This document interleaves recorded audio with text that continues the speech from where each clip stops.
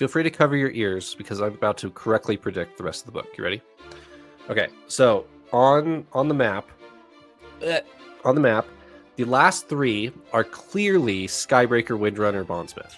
It doesn't really matter what order you go through. The last three are almost certainly Skybreaker, Windrunner, Bondsmith. We get 8, right? We go to the Windrunner one, and then we're like, oh, wait, the Shaman's not here because Moash has the sword. We go to Ishar in the Bondsmith one, and Ishar says, hey, you need all 9 swords to come talk to me. You haven't finished your quest yet. So then they go fight Moash, and then they come back, and then fight Ishar, and then get 10. That's the rest of the book.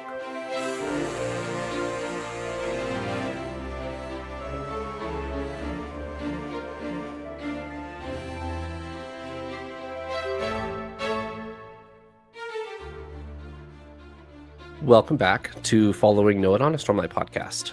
This week is episode 244, and we are in chapters 53, 54, the end of day 4, interludes 7 and 8. Paul, how are you? Oh, wonderful, Trevor.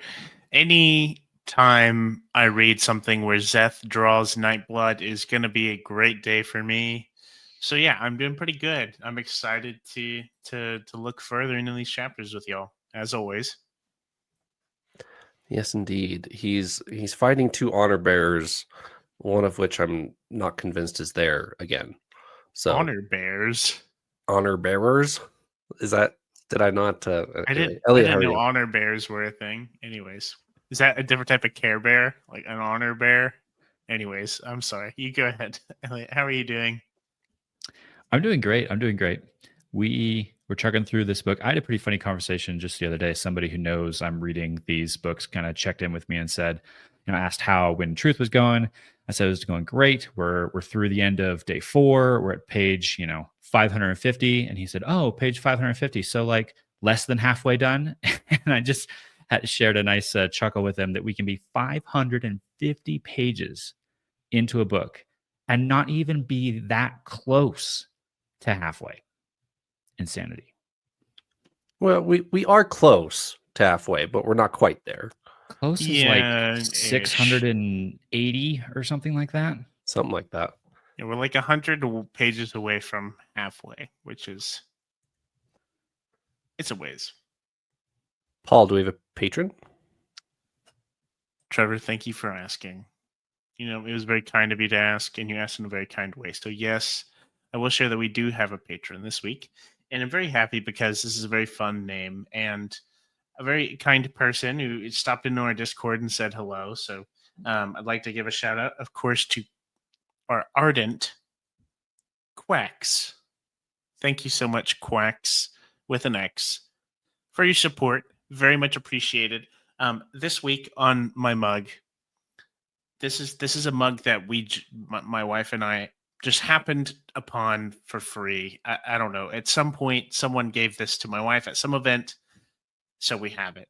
It's a lovely kind of periwinkle color. I don't think that comes through on screen, but it is for Visiting Angels Living Assistance Services.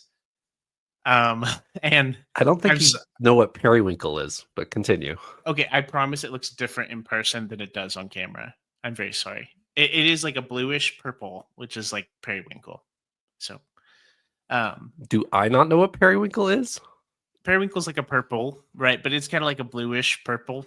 Yeah, I thought periwinkle was like a purplish pink. He's married to the interior designer. We probably shouldn't question him. Alex is a color consultant by trade, but that does not mean that I'm right. I'm not going to stick too firmly to this. Alex would know. But anyways, my pun is that Quacks, you are our visiting angel, and thank you so much for your support. And I guess shout out to this company. Anyways. Thank you, Quacks. Thank you so much, Quacks. Thank you, Quacks. In all seriousness, Quacks they signed up on our Patreon and then sent us the most sincere and nicest message I've received in quite a long time on there about how all they want to do is on their day off, take their dog on a walk and listen to our podcast. And I felt honored to read that. So thank you for that. All right, Eliot, Can you give us a brief summary of 53, 54, and the interludes before we do our 2 words? Sure. So 53 is Szeth and Kaladin continuing their jaunt through Shinovar. And Szeth, I think this is playing off the scene where Kaladin has just finished playing the flute and dancing with Syl in the wind, and Szeth's over there just kind of sitting there, and he finally gets up to like say something, takes a step, and falls straight into Shadesmar, where he is attacked by no less than 2 honor bearers who are coming after him. No punches pulled, no holds barred, trick him into Shadesmar and double team him to try and take him out. And it's not good. However, this is Szeth we're talking about. And this is Szeth with Nightblood. And I don't want to get too much into this because it's going to be absolutely insane to talk through this with you guys. But needless to say, Szeth survives, defeats the honor bearers, gets back into the physical realm, and then just continues on his chat with Kaladin as if nothing too big has happened. But we've now collected 2 more honor blades, and on we go.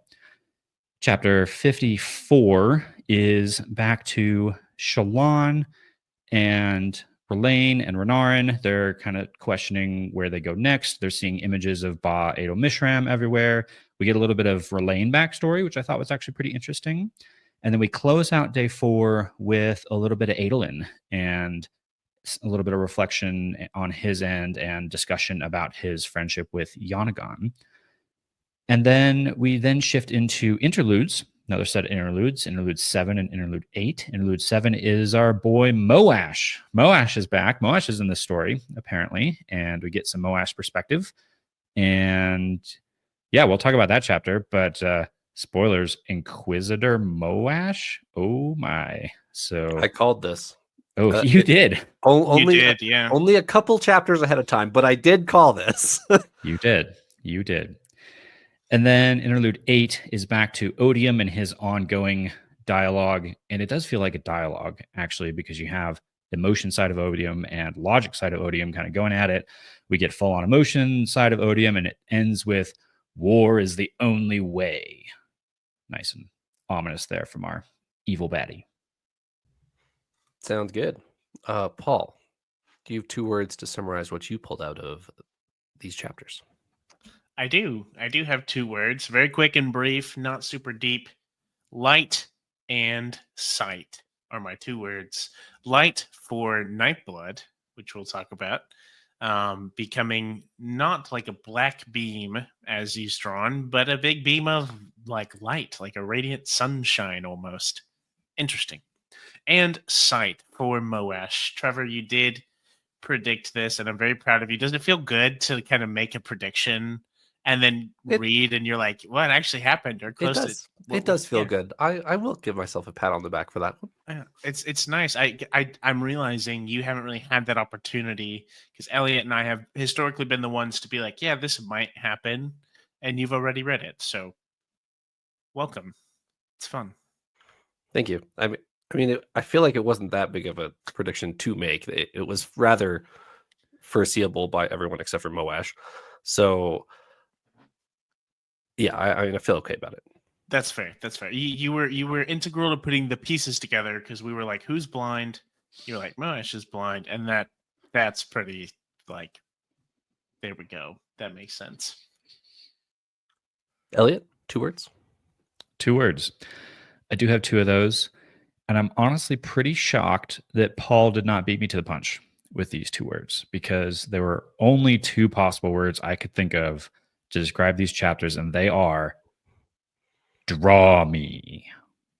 Oh, I thought you were going to say light blood. No. Although Nightlight. That is good. That's what my joke is. Nightlight. Nightlight. Nightlight. I'm holding to. Light water would be the inverse of night blood, I guess. Anyway, draw me. Anything besides night blood there, Eliot? No, self-explanatory. Okay. Right into 53. Well, actually, I lied. Not right into 53. I do need to acknowledge the epigraphs. I'm not going to cover them unless you guys want me to pull out my book. It was more excerpts from our overly scholastic Words of Radiance excerpts, and I mean, I didn't gather too much from them besides like Skybreakers back in the day went out of their way to look after the people who were overlooked by the law, which I felt was a more proper adaptation of a Skybreaker oath, like justice, like making sure that no one is overseen by the law. That seems more correct Skybreaker to me, which was in the excerpts. But other than that, I didn't get much. The only other thing I latched onto, I was reading fairly closely because Skybreakers, we need as much as we can get out of those. Speaking as a Skybreaker Radiant myself, I took out that revisiting yet again multiple factions within the Skybreaker order and pointing out the fact that there's schisms and conflicts of ideals within the Skybreakers themselves, which I think we already knew, but it's just continuing to bring that up. Yeah. Other than that, now we can go to 53. And like Eliot said in his summary, immediately Zeth stands up, takes a step, and he's in Shadesmar. And I would like to take this opportunity to laugh at which one of you had Kaladin enters Shadesmar on their bingo card. Okay, Eliot, because I read that, or I listened to it, and I immediately thought, oh no. Eliot's I got so excited. Elliot's gonna get the freest bingo I got so slot excited. on the face of the planet, and he doesn't go. So we're fine. That was one of the ones I've like written completely off of my bingo card of bummer. Me We're too. not going that direction at all. There's no way that's happening. And then chapter 53, and Zeth is all of a sudden out of nowhere in the middle of Shadesmar. I'm thinking, all right, Kaladin's gonna dive in after him. He's gonna come save him. I'm gonna check this box. I'm gonna win this bingo thing. And Kaladin doesn't even know the whole thing happens. Like Zeth just does the whole duel battle and then just comes back and they keep chatting about Stu. Yes. I did get rather concerned about your bingo card. Like, your bingo board has a lot going for it. That one is not one of them, and I was going to get concerned about that, but we're good. Zeth falls into Shadesmar, fights off 2 honor bearers, and I was trying to think, are those the next 2 we were going to go visit, and they just came to visit him? I was trying to do the flashback to our episode where Eliot and I predicted the order of where we're going to go in, and I think these are the next 2, and then Lightweaver's the next one after that. Yeah, I was going to ask this exact question, Trevor. I don't remember the exact order. My head is telling me that Edge Dancer was the next one, and we did have the Edge Dancer honor bearer. Like, that's for sure. It was the Edge Dancer, and what was the other one? I don't remember off the top of my head. Because Edge Dancer and Else Caller. Else Caller. Okay, that's what it was. Because they used the Else Gate to warp him in there. That's right. Okay. Gotcha. I think this might be slightly out of order from what I claimed, because we were going off this map, or at least I was. There's a map in the book that shows all the different monasteries. Pause there. Paul, you might learn something about your phone.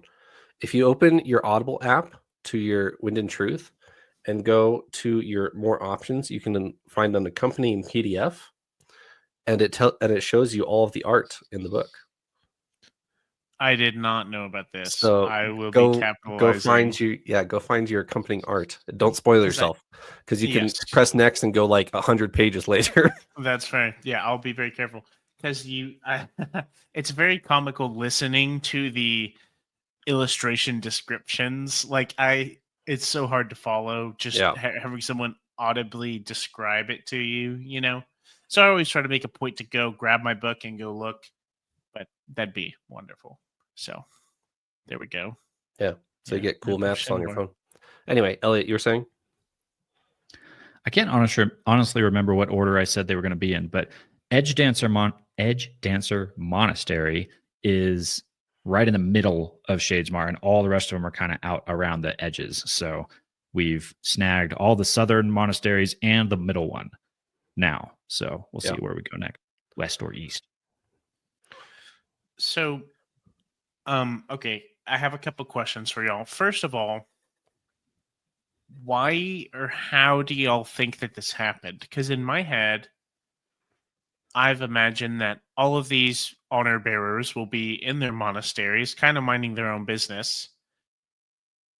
I guess word is spread about Zeth coming to cleanse the land, Zeth coming back, and so they've been proactive in seeking him out. I guess I wonder if they're in cahoots. Do we think they're in cahoots with Ishar, and Ishar can use connection and kind of let people know? I guess. Is that maybe what's going on? It seemed interesting. Um, yeah, it was kind of a little kickstart to the rest of those, rather than just like, oh yeah, Zeth arrives at another monastery, fights the guy, then goes to another monastery, fights the guy. Like it's They bit say more some interesting things creative. while they're battling that might tell us a little bit about this. One of the things they say, I think it's both of the honor bearers, is they keep talking about Zeth, you are seeking the position and you are not worthy of the position. It's been thousands of years since anyone held the position. You can't have Yeah. it. It's just like, what the heck are you talking about? And the edge Is- dancer girl is like, oh, I'm going to take you down so hard that I'm going to get the position. And Zeth is in the same boat that I am of what? The immediate conclusion I jump to is, oh, hold all the swords at once. That's exactly what I was going to say, Trevor. That's what makes sense is you earn all the honor blades, and therefore you have the position of maybe honor. Who knows? Or I'm let me caveat that. Hold 9 of the blades at once. That could be a title. Because at the man, I always mix them up. Aharietiam. No, the Recreants.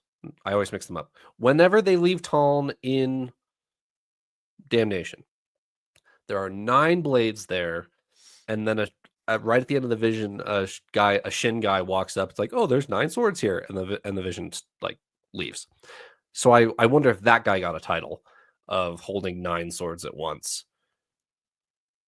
But then maybe, but I feel like this is a little bit different. I feel like this is like you've earned all the honor blades by whatever sure. might mean. And I feel like it would be 10. And I feel like that would explain why maybe in my head, whoever that was who stumbled upon the Circle of 9, very ominous, by the way, to be that guy. He wouldn't necessarily have like a position or something crazy happen because he picked them up. And it may be because he picked up 9 instead of 10. But we do know that Talon's blade is here. Yeah, they have it. Yeah, they already have it. So it's like we're on track to get that 10. You know, I guess. Well, there's some. Does Ishar still have his? Yeah, so this is why I brought this up. We're actually on track to get 8 because Ishar has his and Moash has Yezrian's. That's right. So if we wanted to get 10, we'd have to go fight Moash, who has coincidentally come right back into our story here. So I was gonna say, yeah, well, we are starting to see that, and if they're okay, we're assuming, I'm assuming Moash is going to fight at some point in this book, right? Yes, like there's some justice that needs to be served, and there's some moments that need to happen, or redemption, and I'm expecting that will be. So part of me is like, of course, that's like a Kaladin fight. Like that feels relevant, but also it feels like it's Kaladin's battle to fight, but I don't know if he will be willing to pick that fight, if that makes sense, with where Kaladin is now. I don't actually know. So I'm just saying I could see a world where Zeth is the one to fight Moash. Moash is kind of like, if we were looking at like raw, like combat power, I feel like you would have like the contest of champions, if you will, being Moash versus like Zeth. You know, I feel like if you were just looking at like raw fighting strength, you know, that like that's kind of the situation you'd have. So I feel like that'd be a pretty epic battle. I feel like there would even be a really cool way that Brandon could kind of mirror that with the duel that Kaladin and Zeth have at the end of Words of Radiance, and like a cool, like kind of I don't know, meaningful sense. That's going a little bit far in speculation. I don't know if that will happen, but I digress. I'm saying I could see a world where Zeth does get all 10, which would be interesting. Hey, I don't know if anything would happen. Feel free to cover your ears because I'm about to correctly predict the rest of the book. You ready? Okay, so on the map, the last 3 are clearly Skybreaker, Windrunner, Bondsmith. It doesn't really matter what order you go through. The last 3 are almost certainly Skybreaker, Windrunner, Bondsmith. We get 8, right? We go to the Windrunner one, and then we're like, oh, wait, the Shaman's not here because Moash has the sword. We go to Ishar in the Bondsmith one, and Ishar says, hey, you need all 9 swords to come talk to me. You haven't finished your quest yet. So then they go fight Moash, and then they come back and then fight Ishar and then get 10. That's the rest of the book. I mean, as far as the story goes, I'm here for it. I'll be honest. Also, I'm going to say something briefly in passing that I don't think y'all are going to agree with, but I feel like the position is going to become holding the Shard of Honor, and that Zeth is actually going to hold the Shard of Honor rather than Dalinar. I think that's where his story's headed. Wow. I'll just throw that out there. I think he is not seeking that power, but he is learning honor versus following the law. And so I think that's what's going to happen. I'm pretty convinced at this point. Does this like kind of assume or point to that maybe, oh, what's his name? Why am I blanking on it? The honor vessel guy. Tanavast. Yeah, that one. That like Tanavast had all of these honor blades, or he created them when he was splintered or died or broken or something. Like that was the moment that honor no longer existed and he divested it. Is that I think he like gave them to the heralds, but I don't know if we know. So yes, he gave them to the heralds as far as we know. And here comes some speculation. I think the Oath Pact having all the heralds stick together, I think is going to be important.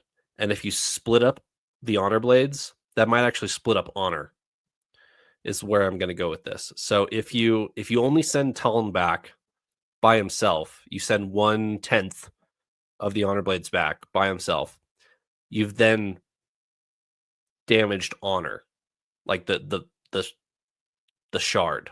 And so that's when honor dies or is susceptible to dying, is when the Oath Pact is broken and 1/10 of honor goes back to Braze.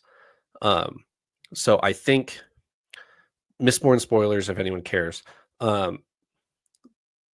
when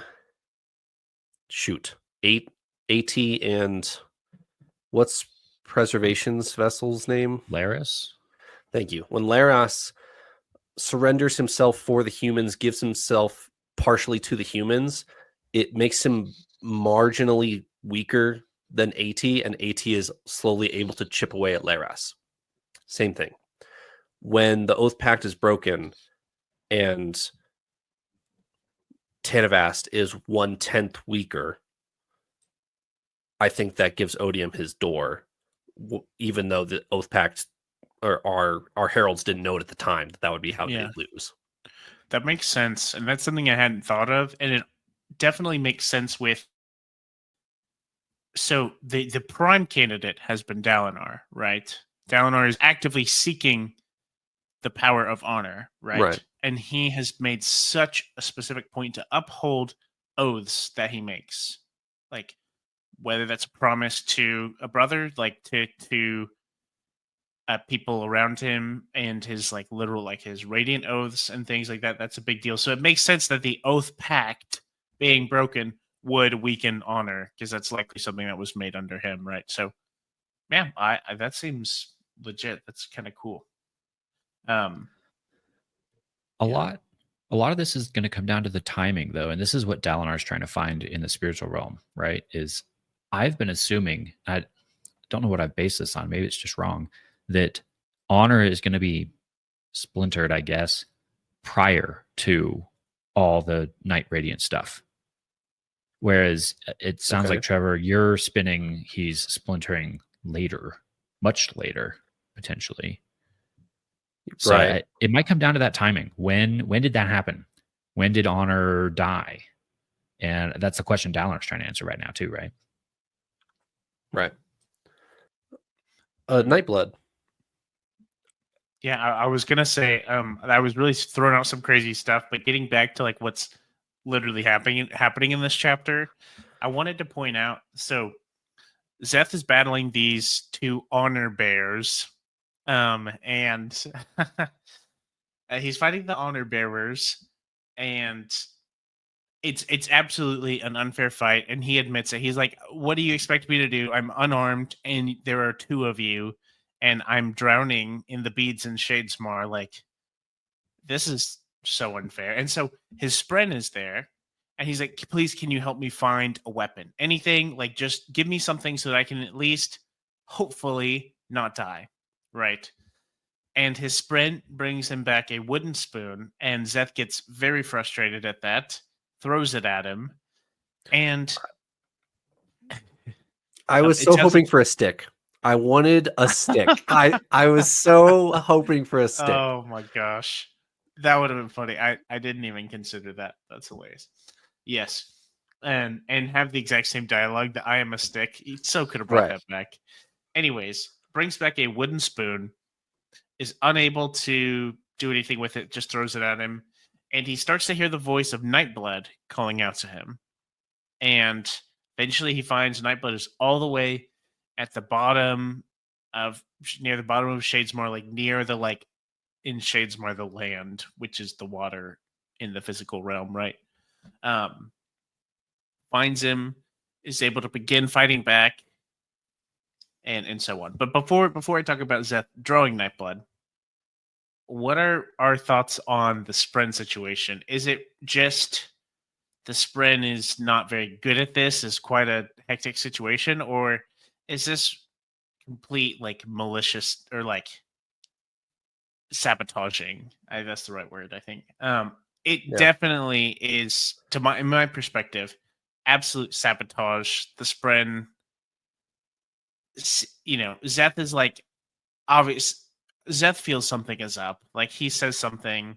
I can't quote it to you, but he thinks something about like he's beginning to trust his Spren less and starting to see that he doesn't necessarily believe all the things he's being told, things like that. And it's definitely been set up for a while that this Spren with Zeth is quite fishy. Like it's sort of worked, but it's very perilous. Like the situations that his Spren will like allow Zeth to get into. So I don't really know, but I wanted to know what y'all thought about that. Is this legit? Is the Spren okay? Or I is this negligence? I have a question for you guys. How does Michael Kramer voice the Spren in Shadesmar versus the real world? Because it's described as being a very different encounter, like a very different person. And I want to read more into this. If there's like this goofy voice maybe associated with the Spren and Shadesmar, does that happen or no? It does, but not in the way you're thinking. Okay. It's the same. It's the same person, but they're way more like vulnerable and a fish out of water in Shadesmar. But it's noticeably the same. It's the same voice. Yes. Okay.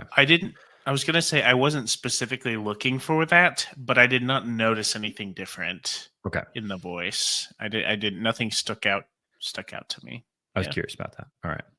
Yeah, it's very odd. It's very odd. I was not ready for that because our high spren buddy, I at least have not liked him so much. We've talked about Sky Breakers and does not seem to be the best influence on Zeth, very much playing tug of war with Kaladin. Kaladin's doing all his therapy on Zeth, starting to make progress.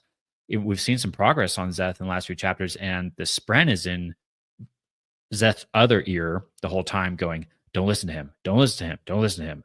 Do this. Be stronger. Yada, yada.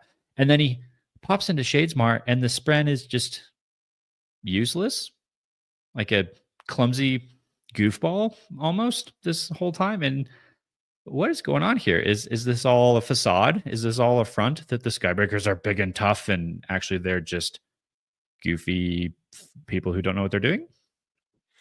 No, I don't believe that the Skybreakers are secretly goofy and don't know what they're doing, because as a Skybreaker, that is not acceptable. However, Well, I think no. Eliot has a point. This spren has been put up to it, is the conclusion I have come. Like, I had made that conclusion already, but this reinforced it.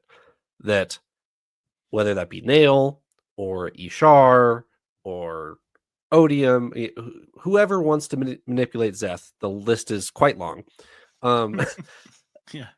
Whoever put this spren up to it, the spren is not well practiced at this. And so whoever told the spren, hey, go boss Zeth around, all you have to do is act tough and he'll listen to whatever the heck you say because he's Zeth. They had a point until this line, which, Paul, I'll quote it for you. He says, in my training at the Lightweaver Monastery, they taught me something about facades. And when you have a captured audience, you can never let the audience see the facade, because you can never regain the lie back. That's how the chapter ends. And I'm like, heck yeah. So I'm actually really curious where this spren thing is going now. I wasn't super interested in Zeth's spren until this chapter of how much is Zeth going to push back, and to what and when, how quickly. So is now the question, is Zeth going to, or has he already realized that he's being manipulated, that he's being controlled in a way that he shouldn't allow himself to be? Is the next step for him to break out of that, to disobey the spren, to push through that barrier and go his own direction? Is that where we're going with this? I could get on board with that. Yeah, absolutely. That's been my thought as well. I don't know when or how this may happen, but I definitely think that is the direction we're headed. I think it felt clear to me from this chapter that Zeth no longer trusts this spren, and he's beginning to more so trust Kaladin and his own judgment in a way. And wow, it makes me so happy. I'm so proud of him, and I feel like we've made some big steps in the past couple days. I definitely think that he's going to some way break off from the sprint, but I don't know how that's going to look. I think he's made some baby steps in the last couple days, and he's about to make some big steps. So I think you're right, Trevor. But I feel like Zeth has been the most consistently rigid character throughout this whole story thus far, like every page we've read. And so those baby steps, the change in thinking, it's not, he hasn't acted on anything really yet, but it's the change of how he's thinking through things is what I think is really impactful. And exactly, it's the baby steps that's going to project him way further forward, I think. So I'm all aboard. We could be headed to the Lightweaver Monastery next. That could be the moment where the illusion shatters. Anything else for Zeth? Well, are we going to talk more about Nightblood? Oh, Nightblood. Yeah, that's what I was going to ask. He's go ahead first. Sorry. He doesn't know he's in Shadesmar, which I thought was interesting. Is that just because he can't see, or is that because he's always in Shadesmar? I don't know. I feel like it's partly because he's always in Shadesmar, and I feel like, I don't know. I feel like this is just a gimmick of Nightblood is focused on very few things, and I feel like anything else, like where he is not even something that comes into Nightblood's mind. Like, just doesn't consider. So when Zeth is actually prompted to draw Nightblood is not a black consuming darkness, but it is consuming, I suppose, but a bright beam of like brilliant light which was crazy. I wasn't expecting this. I was wondering how this might work, but I wanted to ask y'all why this might be or what you think. My guess, as I read this chapter, my assumption was this is how Nightblood sees itself. Like Nightblood pictures Nightblood as a radiant, glowing beam of light, and that is what that's what his power is. Like that is Nightblood as it knows itself. Like that's my brief understanding. My assumption was it's all about the cognitive realm in Shadesmar, and that's how Nightblood like the self identity that Nightblood has is that. Like that's how he sees himself. So, did y'all think that at all, or something totally different, or did you think about it at all? I was really keyed into how Nightblood behaves in like mechanically, not like personality wise. I was really interested if he was still going to feed off Stormlight, which he does, and if he was still going to consume people into blackness, which he doesn't.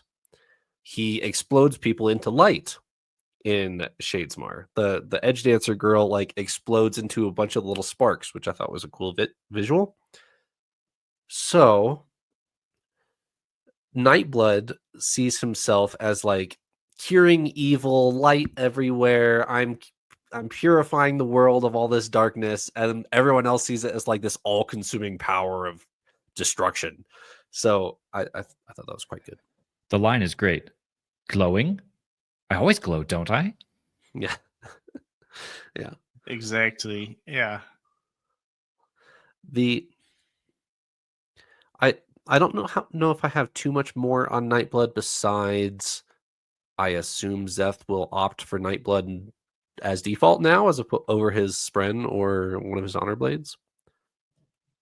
Well, Nightblood is still crazy dangerous, right? Right. It absorbs investiture Correct. at a shocking rate. So which it still did in Shadesmar. Right. So whether it's black or white, it's still just as dangerous to the wielder and everything around him. So I think we still have to treat him very carefully. Yeah, I was gonna say I don't picture Zeth. I still picture Zeth, of course, keeping and wielding Nightblood, but in the seldom occasions like we've seen. Like this is the second time, I believe, right? That Zeth has drawn Nightblood. Is this the second time, third, maybe? He draws him at the end of Oathbringer, doesn't he? That's what I was thinking. Yes, when he fights like with Lift. The Thunderclast, right? Yeah. Yes. Yeah. I think that's the only other time. Doesn't he draw him when he kills Tanavat, or kills Taravangian? Yeah. Yes. I know that. Yeah, I know that Taravangian like consumes. I know. Yeah, it's a weird. I don't remember that scene as clearly, but I remember it was crazy because that's when we learned that Nightblood has a limit to the investiture that it can consume. It can't just consume a shard, like the shard of ODM. That was within that. And if he hadn't consumed the corpse immediately, they would have recognized it as Ray's and not Taravangian, but it ate the corpse, so they didn't know. Yeah. Crazy. Okay, so 3 times. But, obviously that will still be a seldom thing. But I kind of picture Zeth being on his own with Nightblood, not using Nightblood as like a guidance spren, like in that way, but just kind of coexisting, journeying together type of thing. Yeah, I basically just see him getting away from his spren and not being under some form of rule. Whoever else is with him, I don't know, if anyone. Who's next in line to negatively influence Zeth, because he's just had one after the other so far. Yeah, exactly. Yeah. Moash, you said it earlier. Mishram. Yeah. Ba'Edo Mishram. Like, there's been the ominous stuff about that the stone or whatever Yeah, there's going to be more people. We're not done yet. The else color guy falls on his own blade and disappears into purple smoke again. What's up with the purple smoke? Okay, These else callers, man. no, the Stone Ward did it too. Okay, so Zeth kills the Stone Ward lady. The Stone Ward lady talks to him from the grave and then disappears into purple smoke. And then the else collar guy falls on his blade and disappears into purple smoke. There's somebody illusioning these guys that they're not actually here. The else collar, or I'm sorry, the edge dancer was actually there. I don't think the Stone Ward and the else collar are actually there. I think we're going to have to face them again. What if the edge dancer wasn't actually there, but Nightblood is just so freaking powerful that it like sucked through the fakeness of it all and actually killed the edge dancer, even though it was just a fake? Yeah, okay. I can see that. That would. I'm banking for that. I think that's awesome and crazy cool.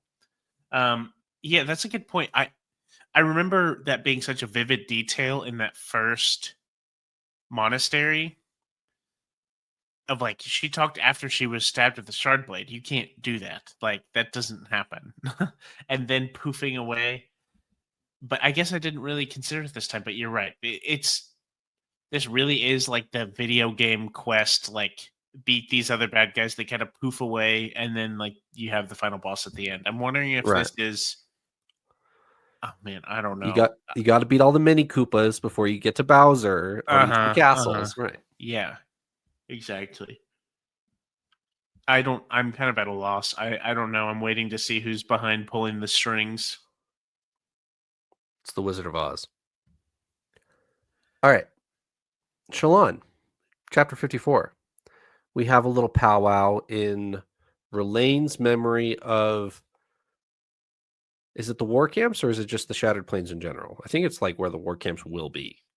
Is that right? And then I thought it was on. Is it Narak, the city in the middle of the Shattered Plains where they lived? No, because it's before they meet the humans because he's got his little Axehound puppies. And then they flee to Narak. Oh, yeah. Yeah, you're probably right. So, yeah, I believe it's what will be the war camps at one time. And this is pre that, and this is Relane's vision. And then Ba Mishram is hanging out everywhere in the stones, in the clouds, and in your water cup. What'd you guys get? Okay, so I feel like I had a moment of where I was reconsidering with this chapter. So Ba Mishram's face is like all over, and Shalon is, or they're kind of mentioning like that shouldn't really be happening, but people keep thinking about Ba Mishram, so it kind of allows her a window in a way to do so, to kind of spy on him. And it got me thinking a little bit. In short, I think that Shalon's storyline in this book with Renard and Relane is going to become extremely pivotal, if not one of the most pivotal parts of this story. I feel like they're all going to be very important, of course, like every character.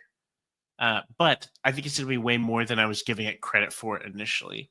I say that because, okay, so we have Dalinar, who's on his quest to find the history and to find honor, right? And we're like, that's like the big thing. Like you find the Shard of Honor that elevates you to another level. You can win the Contest of Champions, etc. Like day is saved. That's kind of what that's hyped up to be, if you want to run with the ball.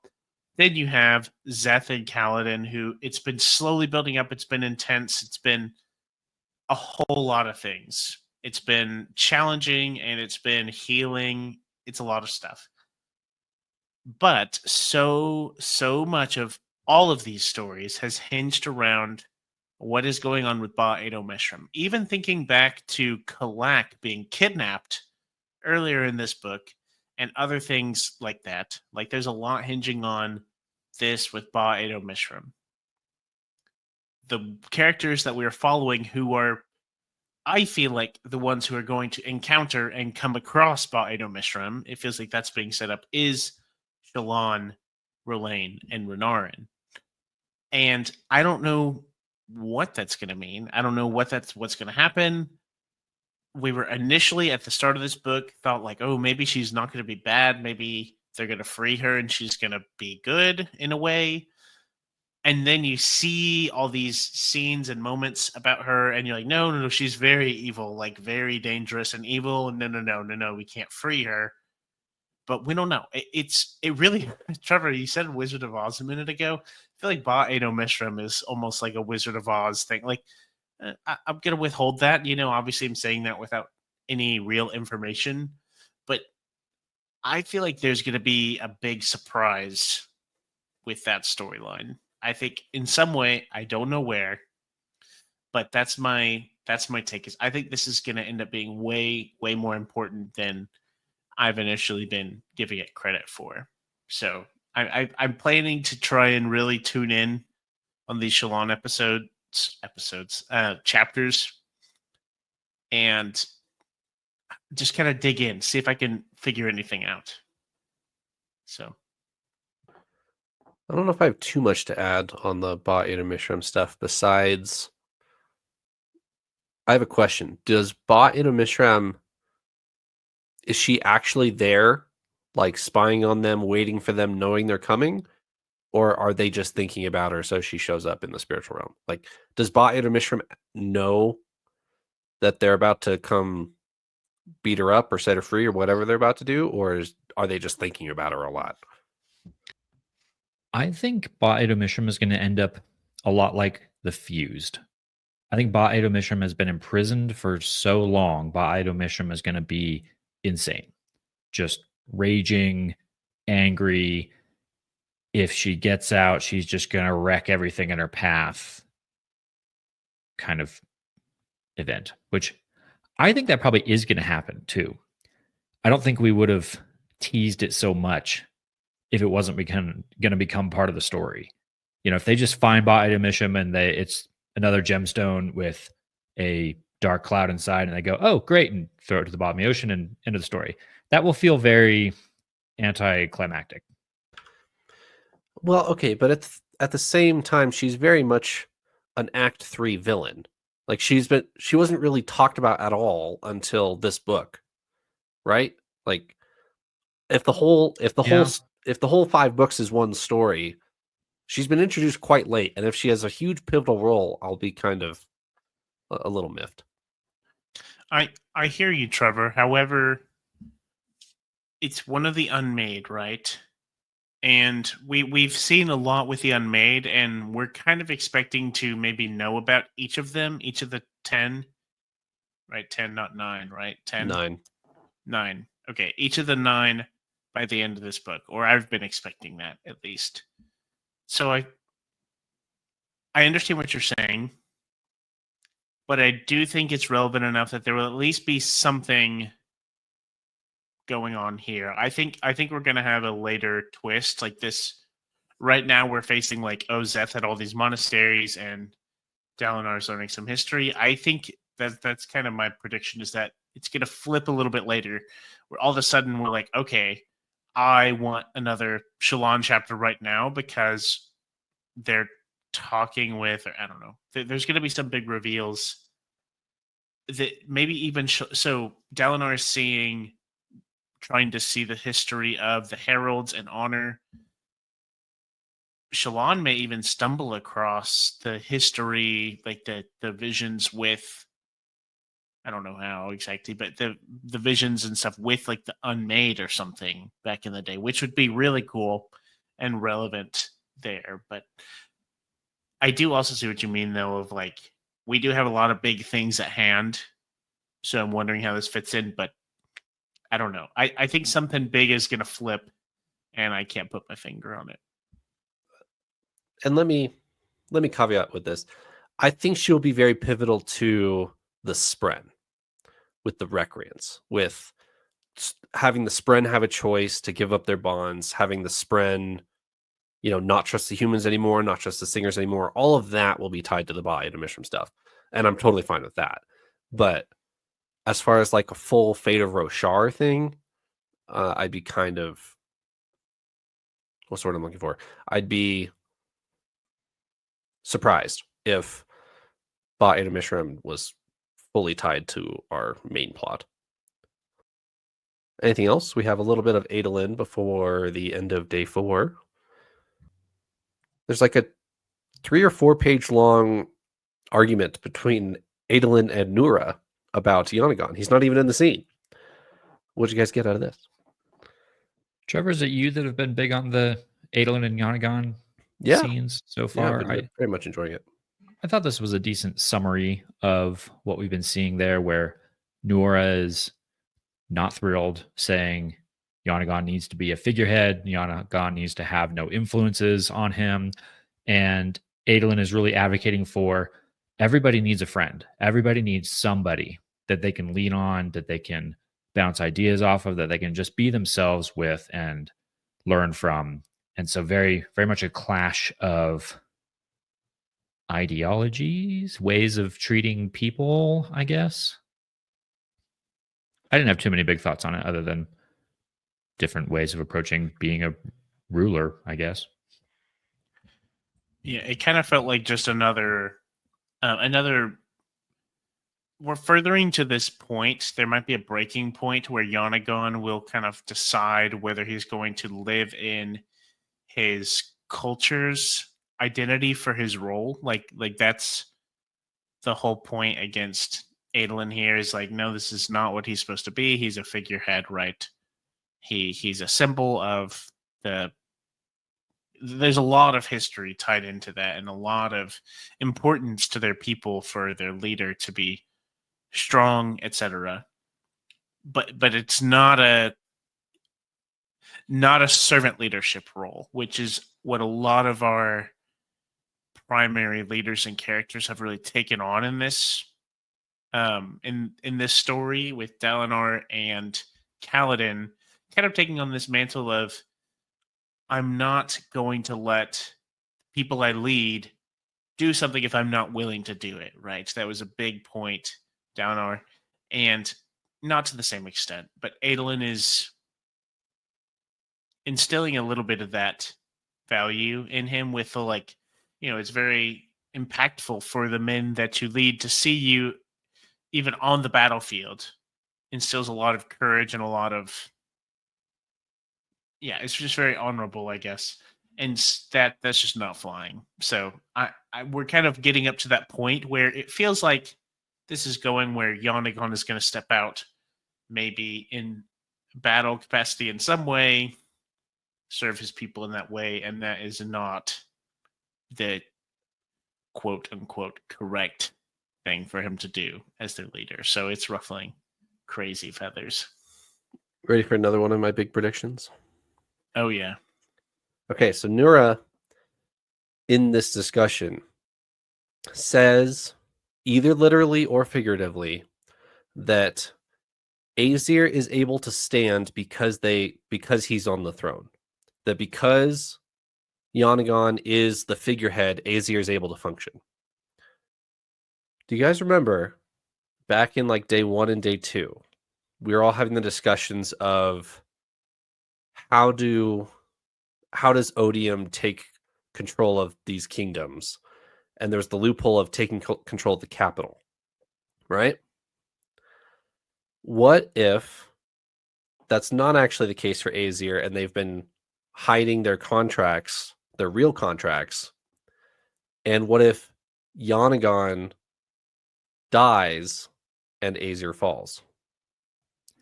Maybe. They love their contracts, right? So for them to have gone a little rogue and modified their contract or negotiated their deal or added an addendum, that sounds very Azish to me. I guess. Why? Maybe were afraid that figured of they'd the lose their. Alethi. What if they're afraid of the Alethi and didn't tell the Alethi how their capital can fall? Maybe.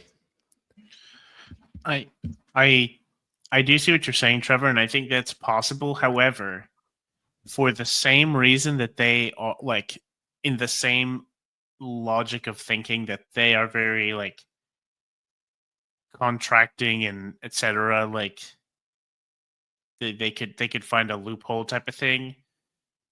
They're also very like I definitely believe that they're very firm on the leader being this like untouchable leader figure, that they would not ever put that as the like stipulation that like, oh, if this guy dies then we lose, like. But they keep having to put someone on the throne. That's why Yanagon's on the throne in the first place. What if there's no one on the throne if they're not actually a kingdom?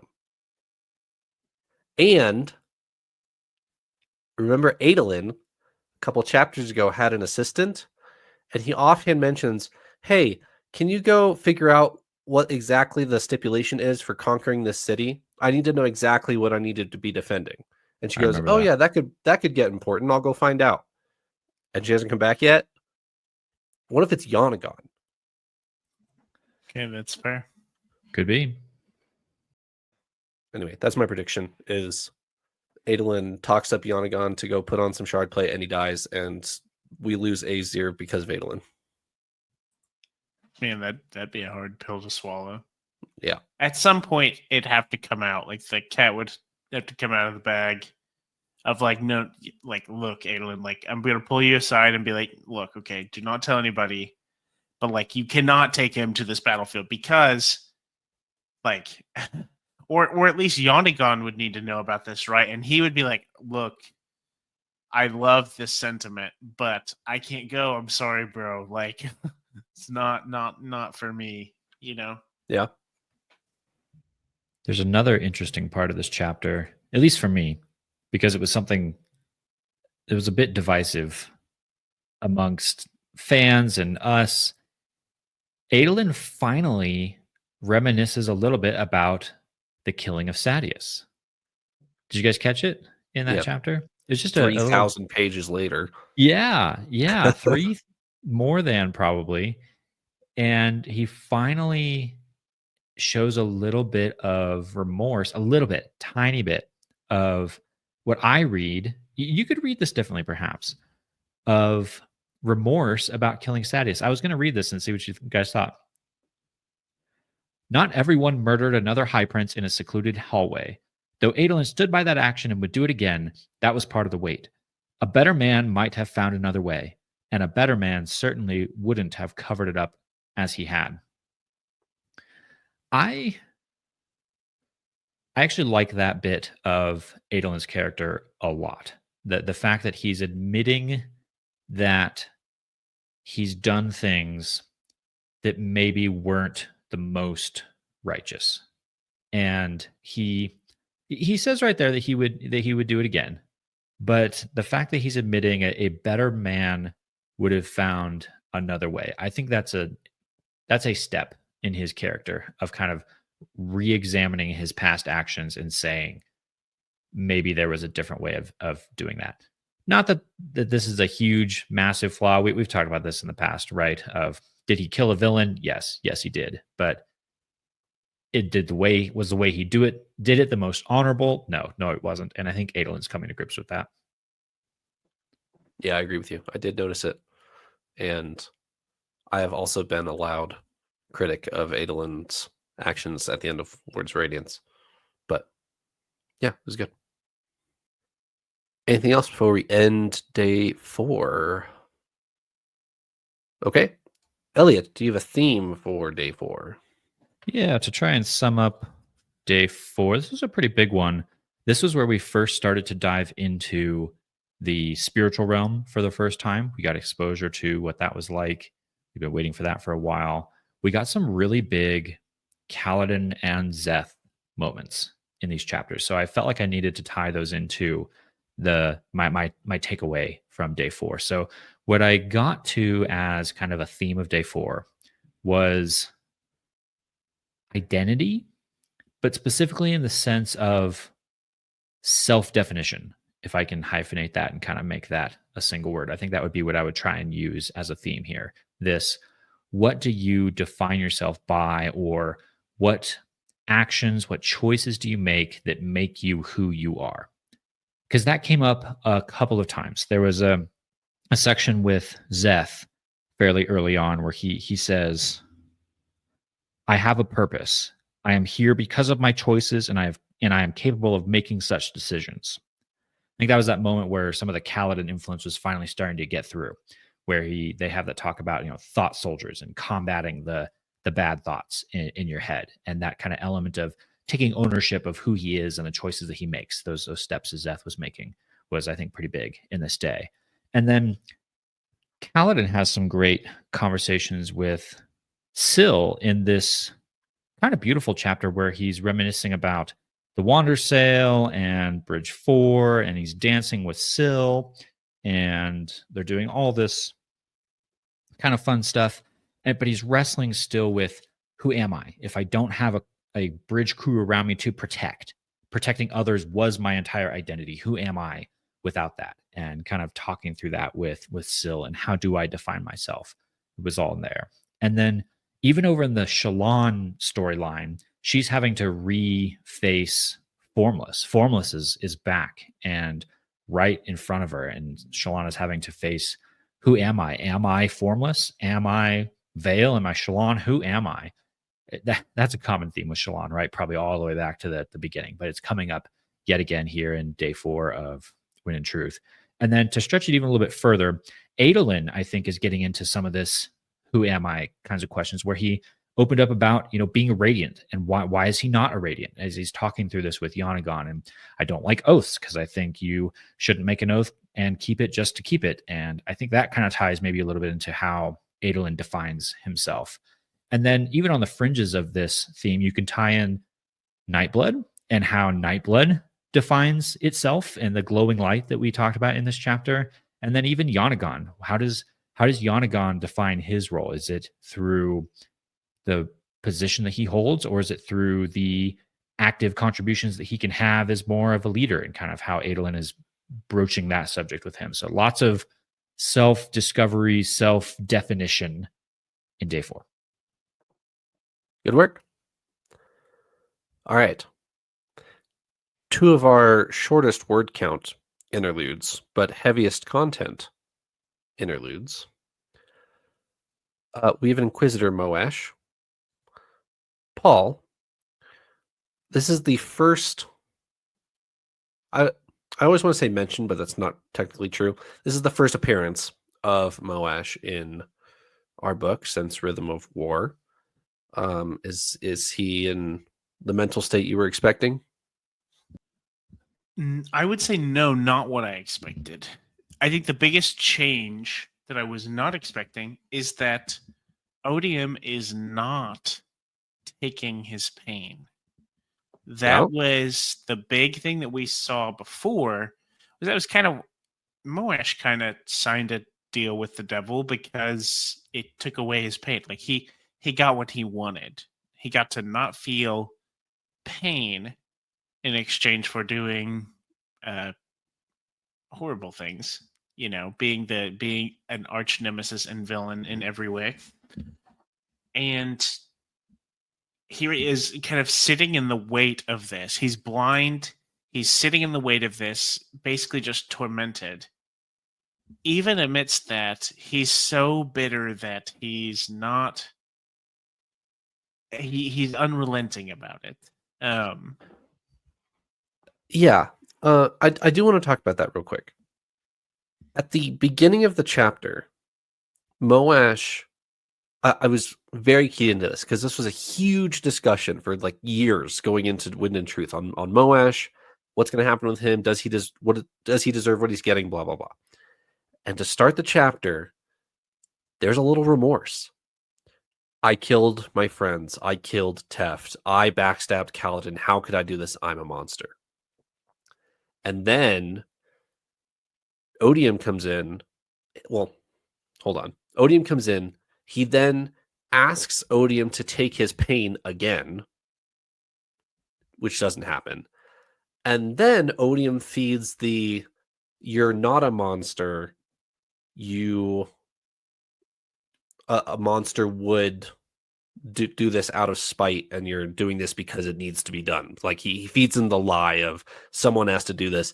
And Moash quickly embraces that of like, yes, I am doing what needs to be done. I will bring justice all across the world to hundreds of other worlds, blah, blah, blah. He's looking for something. Odium feeds him this little thing, grabs onto it. But there is a little bit of, I can't believe I killed Teft right at the beginning of the chapter. And I don't know what to think about it. It was almost like he was about to go down that path. And then Yeah. Odium talks him out of it. Pushes him back into, you had a reason for all this. It had to be done. Ugh. Almost. And it is tragic. I have this was a challenging chapter to read. I have mixed emotions still on, is that the path that Moash would have sought out? Would he really have broken down to a point of, yeah, like you're right. He did feel the regret and the remorse. And so I want to, But a lot of people disagree, but I'm pretty lenient. I would go for a Moash redemption. But he immediately wants out of it.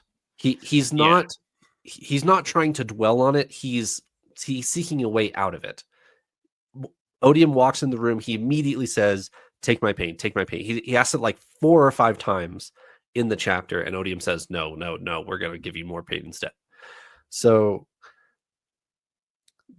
that's what I'm keyed into. Is he's in such denial that he could kill his friends, that he wants the pain to be taken away immediately so he doesn't have to think about it. That's where he is. Yeah. Absolutely. And then you're right. Odium comes in, kind of feeds them this thought, this idea that's kind of his scapegoat. His like, oh, okay, no, this is all right because I'm enacting justice. The reason he set out was because he had been wronged. And that's why he set out on this mission to begin with. And so he's able to kind of scapegoat off of that, which is, it feels like a perfect storm of like, it feels like a series of unfortunate events, because Odium is getting a high class warrior, like the evil henchman, if you will. And he's also somewhat restoring his sight here. So we get the first, that we understand, elementic spike on Roshar. It seems to function the same way as we have seen in other magic systems, though it is crystal. We talked about that before. And I'm assuming that is a Roshar thing. That was something we debated on, of like, oh, is this an early version where they made it with crystal or something, or it's just what they had? Is it as effective? But we talked about the investiture on Roshar being in spheres, like these gem crystal spheres. So maybe this elementic spikes are made out of crystal as well. And it seems to work. So in the same way, we get Inquisitor Moash, who does not see again, but can see investiture in the same way that an Inquisitor can see. So it's a big improvement. At least he can get around and make sense of things. And yeah. Okay. Remind me of Inquisitor rules. What did he just get? Did he get some sort of elementic power or ferrochemical power, I should say? Seeker? Is that so? I know they have like the spikes in the rib cage, and that, like, depending on where you spike someone, it gives them a different power and what you spike them with. So feasibly, what did he just get? Yeah, I think this is effectively like a seeker thing, right? Like a seeker. So he can just see investiture. Like, is that it? Well, yeah, and I like think it's like, sense investiture usage, isn't that it? Because the Inquisitors go around and you can't, do your allomancy when they're around because they'll know it's you unless you've got your yeah, they can kind of like copper feel cloud. it. Copper cloud, yeah. Yeah. It's coming back. It's coming back. Yeah. Exactly that. So that's my understanding, is this is mostly just giving him a way to see, to Okay. be useful again with like visual, like to be able to get around and fight, etc. But is he going to be able to see Spren? You know He how? says he sees So Spren. yeah, he says he sees Spren, right? Yeah. Well, I have to go back and read that. I think I interpreted that as that's his best explanation of what he's seeing, because Okay. we've been explained this in the past. It's been a little while now, Mistborn, but he'll be able to see as these outlines of investiture of the world around him. He doesn't see normal sight. He sees through lights. I kind of took that as that's the best explanation he can come up with when he starts to see that, as he's seeing the spren behind all the things. That's just kind of how a Rosharan might interpret that. But if he goes to battle against a Radiant, there's been protection in the past with the spren not being visible. Right. But now with Now this that's all he power, sees. right? Is he going to be able to see? You know, we've talked about before. Are we going to see deaths of spren? Well, Moash might just have another tool in his arsenal to be able to hunt down spren. We do know that in some way, shape, or forms, at least one of the spren we know might not be around. Or there's theories of some different spren we know might move about. So I don't know. I would be surprised if Moash killed another spren. He's already done that. I think spren will die. I thought it would be at the hand of Fused or Skybreakers or something like that. But I don't know. Maybe Moash will go kill a spren. I think that's going to be Moash has been the way that Brandon has been able to encapsulate the most despicable things, that the utmost disrespect and despicable things, such as killing someone, then giving the Bridge 4 salute and then leaving. Like the things that really make your blood boil. Teft, Yezrian, all these things. That it's like you didn't even need to do that. I thought Yezrian was sad. No, but anyways. he really does have Teft, Yezrian, and Elokar. I guess I didn't really put that together yet. That wow. Mm-hmm. No. Yeah, he's the one who's like the actual doing the actual dirty work of all the crazy bad things that have happened, and then not just doing it and running away, but making a scene and making it really hurt extra. More than just the initial loss. Like I said, the Bridge 4 salute. Like that's a direct emotional attack, So I would not put it past them if they're going to fight dirty, of course. And they're like, the way to beat Kaladin is, what if you kill Syl? Like if you kill Sylphrena, his spren, then like, what's he going to do? Like, what's next? Brandon has borderline turned them into a love interest this book. So like, what's going to happen there? And so, yeah, there's lots of things that we've never considered the spren dying. We have considered the spren dying, but not in this way, I think, and that's got me pretty afraid for several of our characters, because what happens if you're fighting and then suddenly your bond is gone? Like you're not bonded to anything. Like drop of a pin, like change. That changes everything. And so, yeah, I'm nervous about this. I think we're gonna see more spren die. Also, I don't know, this is not gonna happen, but on my bingo board, I have that pattern dies. So you're holding out for a pattern death. Yeah, I mean, I don't want to. Oh dear. I was gonna say, you sound like you're rooting for it over there. Happen. Well, for my bingo board, yes, I'll take it. But I would. We all know your bingo board's a wish list. We all know that. Wow. Okay. A lot of it is. So this is hard for me to defend. I was gonna say honestly, we don't have to go into the weeds of it, but I think Pattern is like my favorite of our high spren characters. I absolutely love Pattern. That Anyways, is incorrect take. it's my take, Trevor. So you can have your take.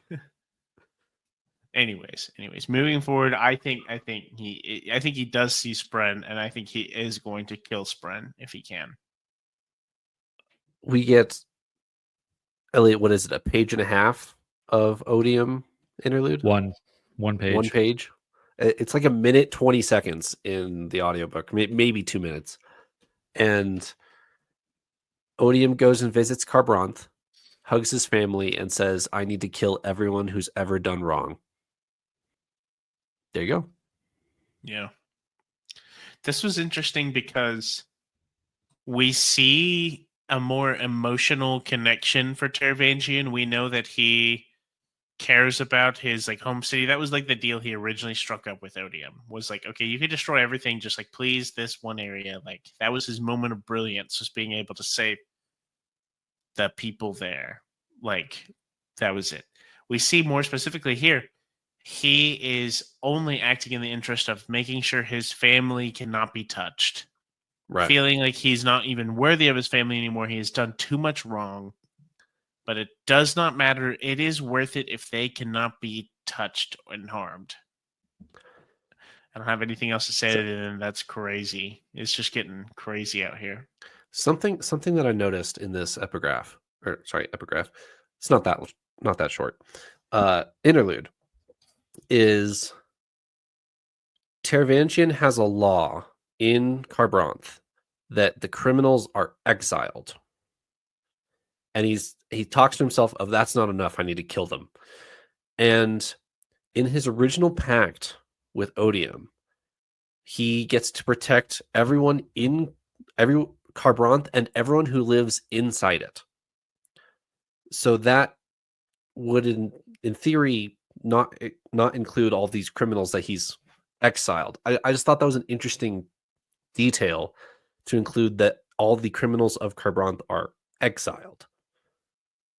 It may not be important, but it's been a detail that I've keyed into.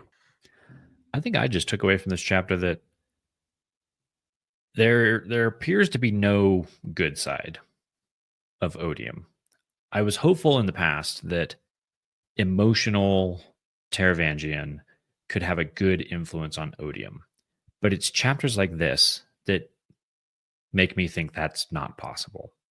Because even when emotional Teravangian has full control of Odium, it still goes to a very dark place, like kill everyone that doesn't agree with me because I need to control everything. Yep. Yikes. Yeah. Yeah.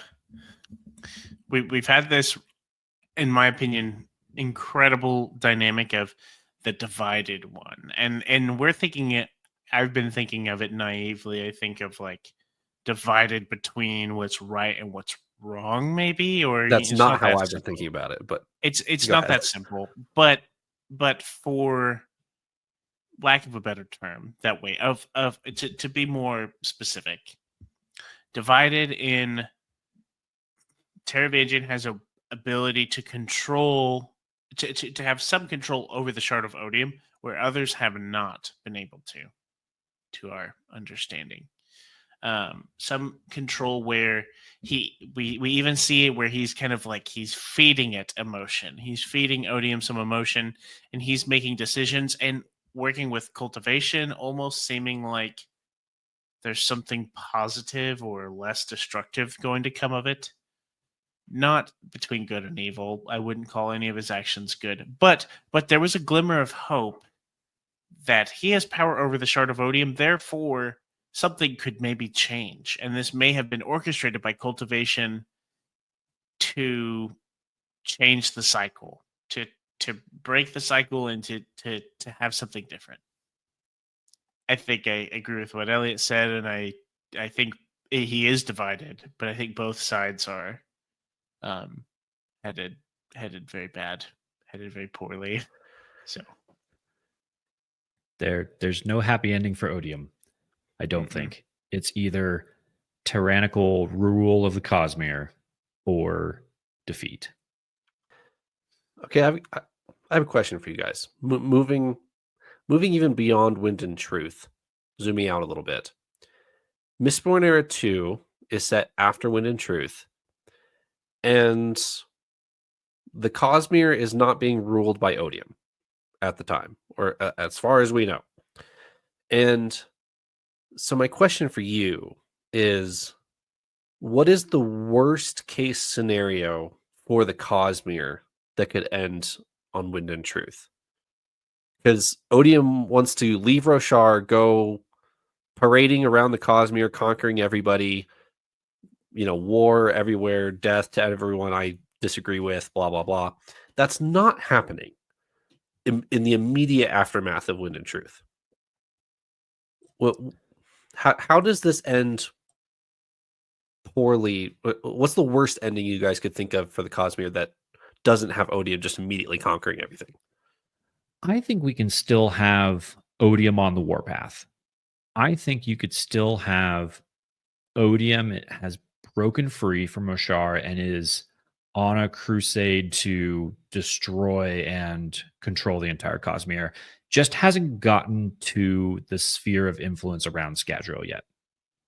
And there's a problem. There's a problem coming.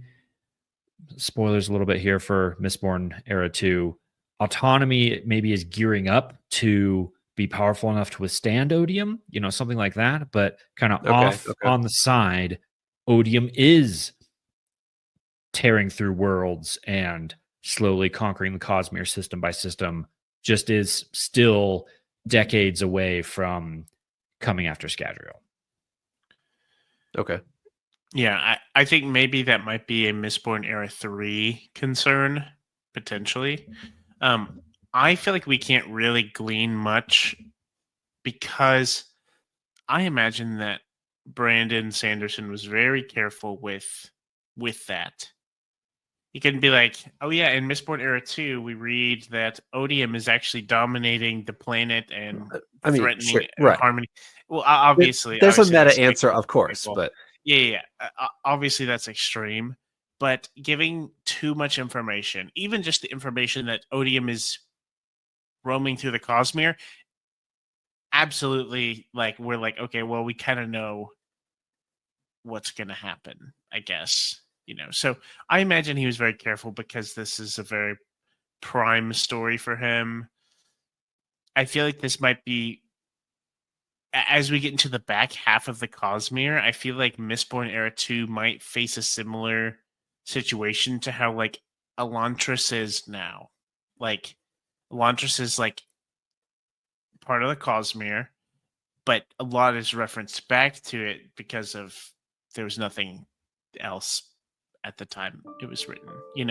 I feel like there's lots of other big things that will happen that it's just could not have been written about yet at the time of Mistborn Era 2. So it ends two ways for me. Either we solve Odium by the end of Wind and Truth, and Odium is not a continuing character, or the other way is at the very end of Wind and Truth, Odium, everyone who follows him, and Dalinar just disappear. And then we don't hear about them for thousands of years. And the silence is the scary part. Those are the two ways I see it going.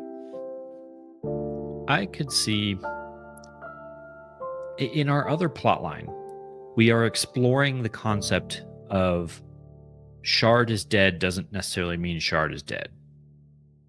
So I could see if our heroes win, Odium is defeated and killed, but that doesn't mean that Odium can't become a problem again later. So could we wrap up Stormlight Era 1 with Odium is defeated? Yes. Can Odium still be a problem in Stormlight Era 2 and beyond? Also, yes. And what happens if the shard of Odium is splintered on Roshar, Right. We get a bunch of red spren zipping around everywhere. I'm sure there'd be a lot of crazy stuff, yeah. All right. Anything else for episode 244, gentlemen? Man, great questions all around. Great discussion. I think like there's a lot going on in even just a page of an interlude, right? Like a lot of stuff. It's a rich book, and I'm excited to read more. And we're only 4 days through it. We still got 6 more to go. That's some good math from a top engineer. Thanks for No, joining me, thanks. Paul and Eliot. We will reconvene next week with chapters 55, 56, and 57. See you later. Toodles.